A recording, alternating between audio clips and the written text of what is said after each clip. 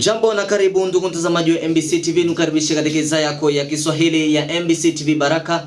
Mimi ni wako Wilson Mungamanite Abaswizo, nukaribisha katika habari yetu ya mchana wa leo.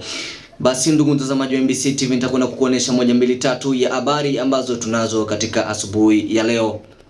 Habari ni kuwa Rais wa Jamhuri ya Kidemokrasia ya Kongo Dr. Felix Tshisekedi alikuweko huko nchini Angola kuongea na mwenzie Rais wa Angola kuhusiana na hali ya usalama inayoendelea katika Eastern ya DRC Congo. Na ni kuambia habari nyingine ni kuwa Captain wa jeshi la FARDC uko Kapiteni Antoni Mwalushai amehitwa Kinshasa baada ya kufichua kubahazi ya washirika wa Rais Felix Tshisekedi ambao wanashirikiana na waasi wa Mai Mai Mobondo. Na